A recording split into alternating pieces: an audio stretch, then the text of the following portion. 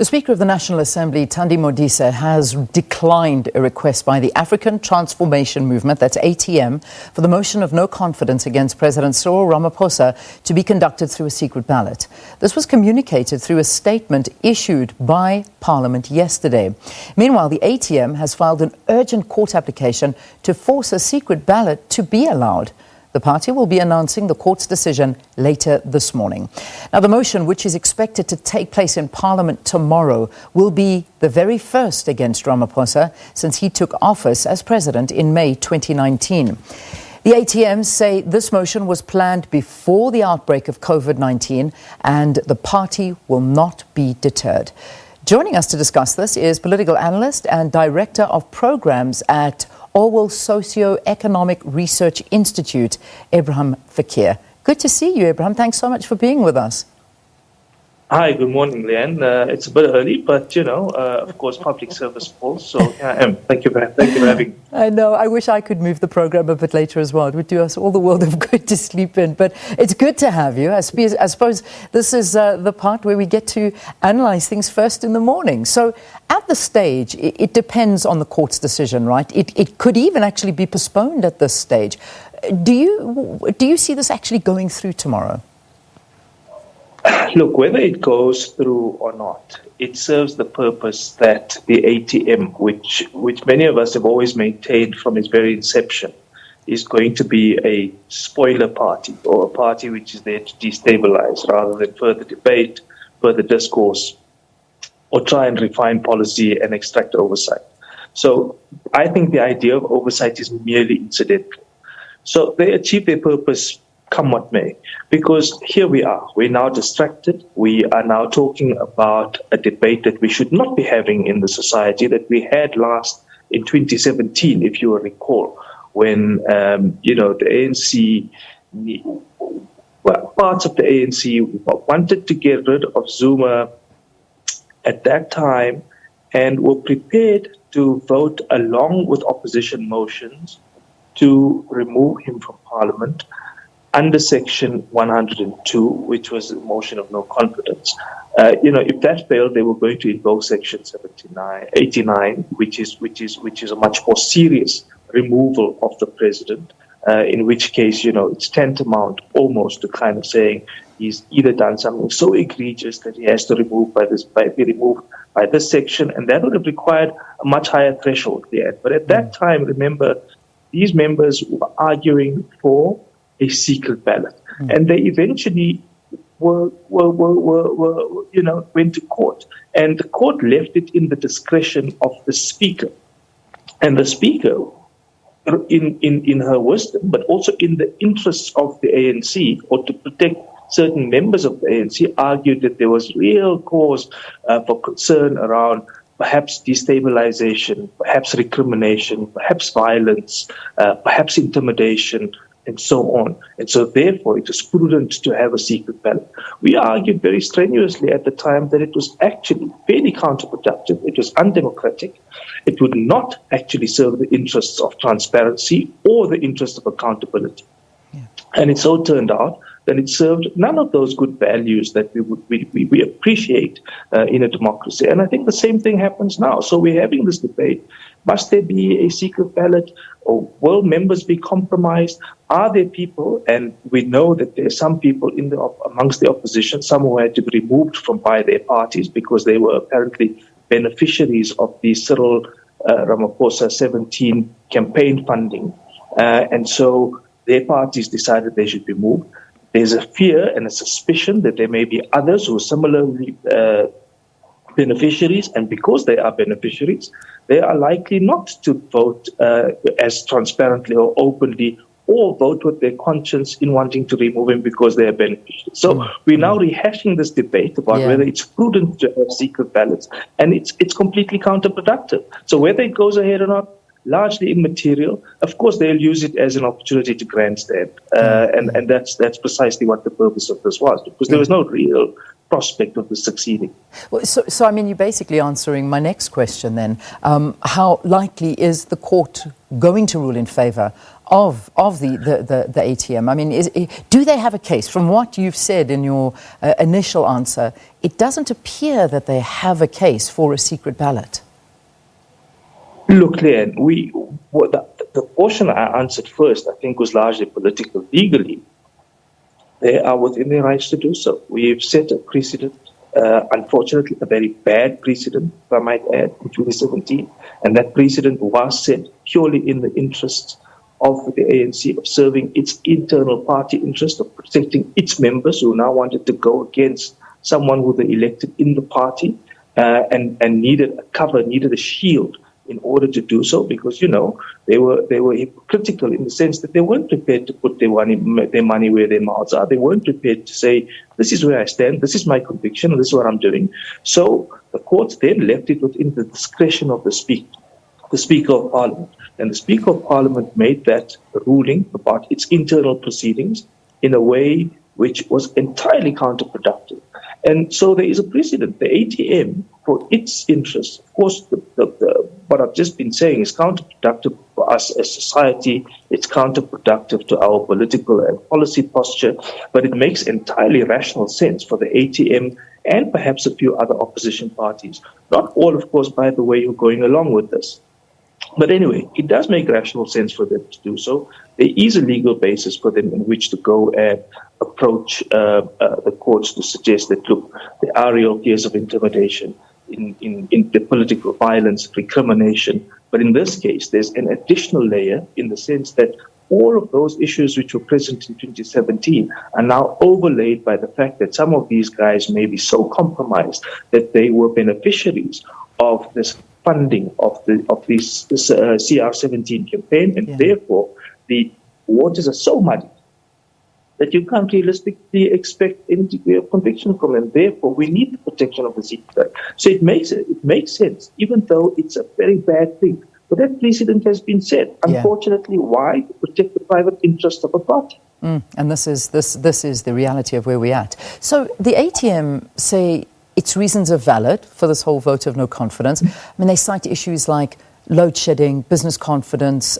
taking a plunge in the country, corruption, governance concerns, and they keep on reiterating that this is not something that's happened during the pandemic. This was brought about before, and we know that because we saw that they tried to bring this in. It was only ruled on about a week ago, I think, by the Speaker.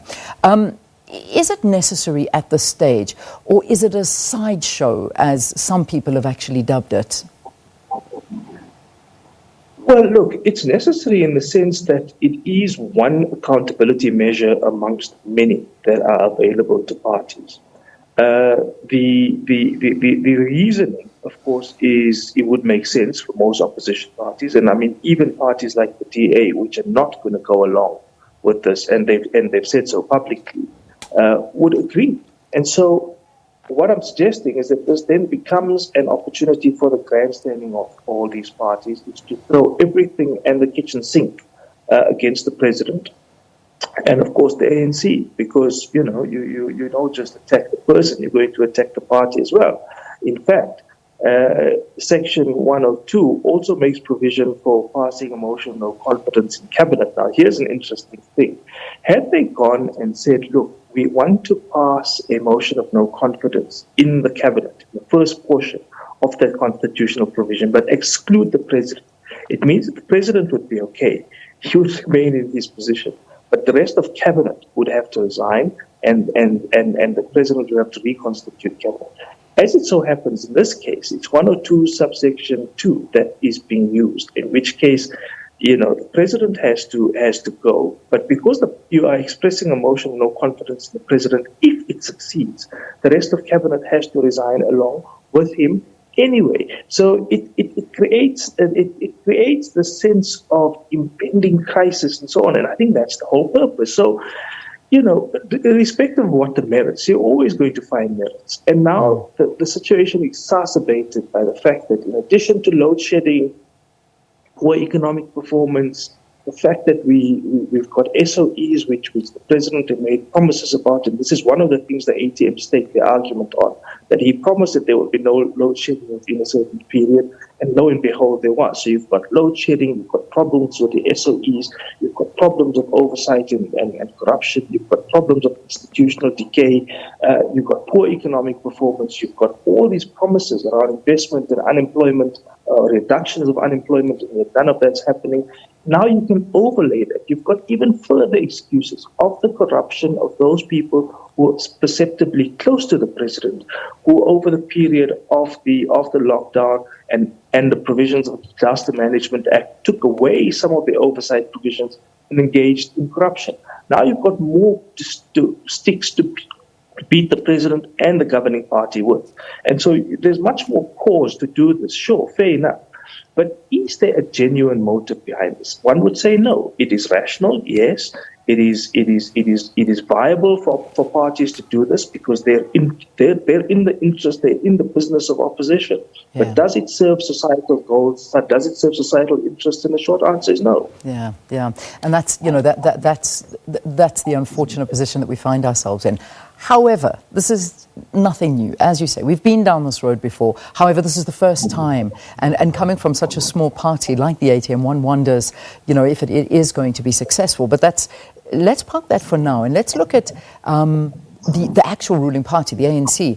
It says it's not bothered, even though some analysts say this might be the perfect opportunity for Ramaphosa's opponents within his own party to actually come out and start laying their stake. I mean, what are the chances now, given that let's say it is a secret ballot? What would happen to President Cyril Ramaphosa? Because we know what's happening internally within the ANC. Could this strengthen his card or perhaps weaken it? No, it weakens it significantly. But I think, everything that happens in the ANC is now this distracting spectacle which doesn't allow the president to focus on what the president's core business ought to be and the party's core business ought to be. Because you can't even meaningfully, Leanne, talk about factions anymore. You now have to talk about fractions because the realignments are happening in such a way that there are certain people who were against the president previously, or at least politically against him, who are now for him because they believe they might be the beneficiaries of certain amounts of largesse and so on. So there's that consideration. The second is that there are those who may have been for the president and who now don't like him that much, some for genuine reason, some for other reasons because they weren't necessarily beneficiaries of what they thought they would be in terms of patronage politics. So there's that factor. Then there's a third factor, or those who are genuinely at risk of being prosecuted or who might face prosecution, who may have been part of the president's cohort, did something wrong, have been caught out, and now suddenly find that they need to be aligning somewhere else because it works in their personal interests. So you now have this thing which is just so all over the place that factions are no longer something meaningful that you can talk about. And factions, by the way, can be productive in a political party because it tries to hold some degree of policy refinement, holds the feet to their fire. It kind of extracts a level of oversight inside the party, and it can be productive for the public good. In this case, however, it is so debilitatingly centered on very narrow, private, mercurial interests that they don't see the broader public picture, don't see the question of principles, whether it's fidelity to the rule of law or fidelity to policy or fidelity to some ideas of freedom, liberty, and economic emancipation. Those are not the prevailing, overriding motivators for this. This is largely about protection of private interests. And therefore, they would find it in their interest to align with people who we would not thought they would have done so. So the president, whether there is this motion of no confidence or not, is in a position of vulnerability. This just makes it worse because if there is a secret ballot, even if there isn't, I doubt that there are those people who are going to be sufficiently convinced by their own conviction that they would be prepared, even in a transparent, open vote, to stake their claim because it's much too early for them to do now. They can't completely work out who sits where. And the president then, if there is a secret ballot, is sitting there wondering who in his party is going to align with the opposition. But you're never going to know. It is impossible. So you are constantly going to be watching your back if there happens to be a secret ballot, because you don't know who from amongst your party side of the opposition, and some in the opposition will find in their interest, as they did with Jacob Zuma, to keep you in that position because it becomes easier to beat you with that stick. So either way, it becomes more vulnerable. Yeah. I mean, if you look at the ATM, I mean, there's literally, it has a two-man membership in Parliament. And, you know, it's a telling moment for President Cyril Ramaphosa because we know the factions within the ANC. We know what's going on behind the scenes. And, you know, people talk about that divide down the middle. And, you know, we've seen these no confidence votes being brought forward. And before the Parliament against former President Jacob Zuma, as you mentioned. None of them actually succeeded in all of this. But what are the chances of an unexpected swing of votes? Because, you know, we see now I suppose the wheels of justice are turning. We saw what happened to the SG Ace Magashule. We know he's got a big following. We are seeing lots of different rumblings and things happening behind the scenes. I mean, could this be a moment? Very unlikely. I don't think so. Because insofar as the caucus would be split, remember you need 201 members. You need a majority in terms of the Constitution. And so even if you have, and the DA has already made it clear that they're not prepared to support this motion, though you might have people in there breaking ranks. This is the problem if there happens to be a secret ballot. So you don't know whether that's going to work. The EFF, for its 44 odd members, is going to play a game as they always do. They probably might come out and grandstand in the plenary and in the debate about if it goes ahead, of course, in the first place, to muddy the waters. They certainly not going to have any confidence. That's because they're the people who brought the case against Mr. Ramaphosa to unseal his private documents when he, as a private individual, contested for the position of the presidency of the party, even though this becomes slightly more complicated because he was Deputy President of the Republic at the time and therefore subject to being governed by the Executive Ethics Act, and therefore disclosure requirements may be necessary. But look, for all intents and purposes, that's now before the courts, right? So they're going to use this as an opportunity in that way. But as I say, if there is a secret ballot, you would never know. If, of course, there isn't a secret ballot, then some of those in the opposition may decide to stand up and suggest that they are prepared to hold their conviction and say so publicly. But we can't be sure that all of that's going to happen. But I don't think that they will be able to muster the numbers to the extent that they can, in which they can tilt the majority in their favor. I don't think that's likely to happen. I think the president will have sufficient support in his ANC caucus to be able to carry the day. But it's very different now as it was under President Zuma. Remember, I think that even though there is unhappiness, even though you painted a picture of the shift in momentum because of certain undercurrents inside the ANC to shift away from the president, it is not as extreme. And there isn't as much of a consensus building inside the ANC as there was against President Zuma, to the extent that certain members of the ANC were prepared to work with the opposition. We haven't reached that stage yet because it's far too early. I think there are far too many people making calculations about the certainty or uncertainty on who on the other side is going to fall in which way. And I don't think that they can count on the opposition's numbers, even though there's enough of an overlap between what some of the interests of members of the ANC are overlapping with some of the interests of members of the opposition. But the ATM, I think, is expected. They are fulfilling the role that many of us thought that they would. They would be the destabilizing factor. They are the factor that's going to distract, and they're going to couch it in terms which seem plausible, but are in fact fundamentally implausible. All right, we leave that. Thank you so much for talking to us.